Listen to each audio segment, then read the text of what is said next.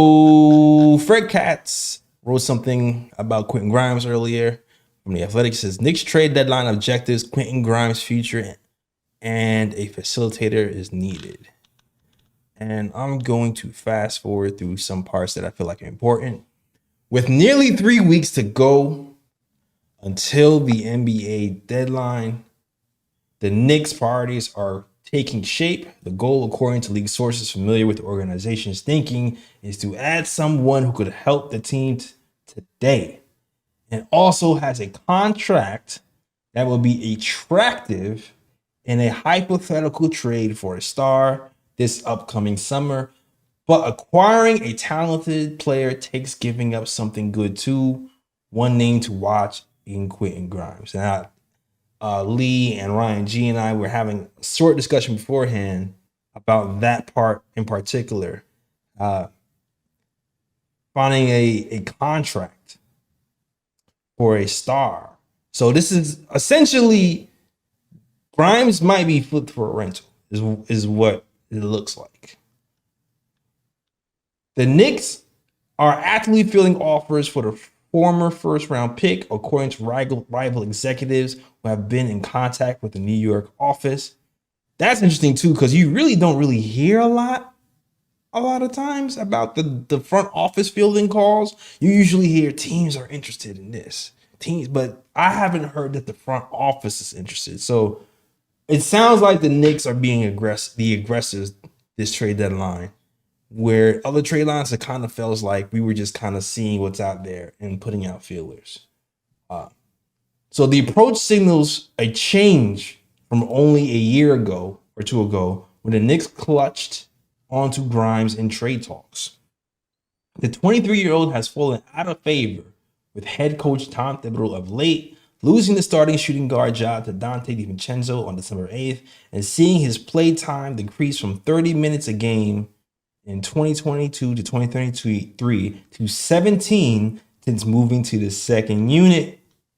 Here is more about the Grimes, Knicks, and Jets' possible help, Evan Fournier, and more as of February 8th trade line. So yeah, that was interesting. And also what was interesting to me was some of the players. Oh yeah, but this part right here. After the Anunoby trade, Grimes is the sole young player with the Knicks could throw in a deadline deal. This is thus, if they traded Grimes, they would want on a contract they consider tradable. In return, a player with a salary preferably in the teens or low 20 millions. That would be attractive to a franchise dealing away a star in June or July, according to league sources. This part right here could also be a big reason why Emmanuel Quickley was shipped out, because they're signing Emmanuel Quickley and they're saying, hey, we only want to keep you around if we can possibly keep you long term or possibly flip you for a star. If you're going past the low 20s, then other teams might not want you and we can't flip you for a star, so we're going to ship you somewhere else. That might be a big reason why Quickley was gone in the first place. The Knicks could pair Evan Fournier, who's an expiring $18.9 million contract, with Grimes to bring back a contract of that size. Some players who fit that description include Malcolm Brogdon, Jordan Clarkson, Colin Sexton, who we haven't really talked about here, Terry Rozier, Bruce Brown, who we haven't really talked about, TJ McConnell, and the Atlanta Hawks, Bogdan Bogdanovic. Yes, and the Cavaliers, Karis LeVert, which is keep him away from me. I'm sorry. Keep him. You can't help Donovan Mitchell. What you gonna do for us? Woo! We need another Tim Hardaway Jr. too. Oh. And the Dallas Mavericks, Tim Hardaway Jr. I'm sorry. Bruh. Dog, Tim Hardaway Jr. would hate us if we traded for him again. Just to trade him again in the summer. Yo, that dude already hates us. You see, every time he plays us, he's dropping 40. Like that, he would hate us. Gentlemen, thoughts on this. My thought immediately goes to Quentin Grimes, and we better not trade him for a bench player. That's my first thought. But what are your thoughts? Um, well, I'll be a bit, I guess, reasoned on this. My preference would be to include Grimes in a trade for a star, but at the same time, I understand the Knicks thinking behind it because once the Knicks decided to trade RJ Barrett and quickly to bring OG here, it's clear that the Knicks' direction is we're trying to win. And right there, that's a shift from the front office going from I'm here to develop these young players on our roster to now we're trying to acquire players so we can actually challenge for a championship in the future. So if Grimes could be used as a piece to where you can get a piece that can help the team now, and then that piece ends up being flipped for the eventual star that the Knicks are going to go after, I can understand their reasoning as to why they're considering it. As a fan, do I want Grimes to go in a trade for a guy that's going to be here for a short period of time to be flipped? No, but I understand their reasoning because the Knicks have chose a direction, and the direction they chose is win now. So they're going to do whatever it is within their power to build a team that is strong enough to compete for a title. So it's one of those things where it's like you hope that the front office doesn't screw it up.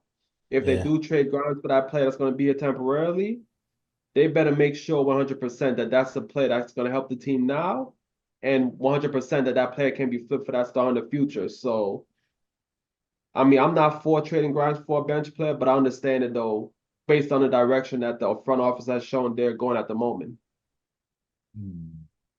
It feels like the Knicks are building around Tom Thibodeau as much as they're building around Jalen Brunson. I think it's very obvious to me, which is why I haven't went back to fire Tibbs, even though he has infuriated me at certain points this season. It's not just because I'm waiting for the playoffs, but also it is clear that the Knicks are bringing in players for the long haul for Tibbs to coach, guys that fit his system, his acumen, and his preference for on-ball defense, rebounding, offensive rebounding, ball movement. So I don't think all these moves made sense to me, and I'm no longer going to fight the inevitable. I think Quentin Grimes will not be on this roster by the start of next year. I think it's guaranteed to happen. I agree with Jay. What is he being traded for? If they're going to trade him, and even if it's a rental or if it's a piece they end up holding on to because no star becomes available this summer, which is also a very big possibility, I would hope it's someone who makes us finals bound this year, similar to Miami Heat. Like not necessarily a team that can win it all or beat Denver. I'm not going to know that balls out, but a team who can go there and compete, can eliminate in 5 or 6 games because you added that guy to your roster. And when I look at that list, I have it pulled up on my computer too. I think that list, I think Fred Katz is so plugged in. These are names that you can really depend on. And he also is very cool. These are a lot of names that we've talked about too, which means we, for the most part, are on the same page, hearing the same things in interwebs. When I look on this list, and I think about additional ball handling and playmaking, and also someone who we really need a third scorer as well. OG is the fourth, Brunson 1, Randall 2. The guys on this list that jump out to me is Jordan Clarkson and Colin Sexton. Those two guys, I think, are under contract also, so they won't expire and then can't be used in summer. You had to get someone who had additional year on their contract in order to be flipped. Otherwise, they can walk for nothing. So those two guys, Jordan Clarkson is expiring, but I think he is someone that we could end up retaining and not using in a subsequent trade. And I'm okay with Grimes being traded for Jordan Clarkson because Clarkson's a bucket. He's someone who can erupt for 30. I think he can average 25 in a playoff series if we need him to. And Colin Sexton off the bench, I like what he's done in Utah. He's shown ability to play with other on-ball players. I think he's played better defense this season, and he seems more. I think he likes being in Utah in a different environment than he was in Cleveland, where he was never fully trusted to run the team. He's being trusted in Utah now. So those are two guys that really pop out to me. But so far, I'm be honest, I haven't loved everything Leon Rose has done, but I trust him, and that goes a long way in how I view these type of rumors and how I think about the future. Yeah, I'm just pulling up. I made graphics about contracts too. I'm still on Malcolm Brogdon, 22 million, 2 seasons, definitely can be flipped by next season. Clarkson's contract you can see is 23 million first year. this team is this is definitely a tradable contract for sure. Yeah. A team will salivate over a $14 million contract. Teams will That's about- salivate over a $14 million contract. Which means that price, I'm wondering what the price would be. That Danny Ainge is probably going to dangle that one for a couple of picks if that contract is the way it is. But yeah, Rozier as well. Like I said, this is Rozier's contract, 21, 23. Third year, 26 million is a partial. Not sure what the stipulations are for this third year. Third year is a partial. So he, by all standards, can fit within that as well. So yeah, those are certain things to look out for. It's funny. Go ahead. I got a question for both of y'all.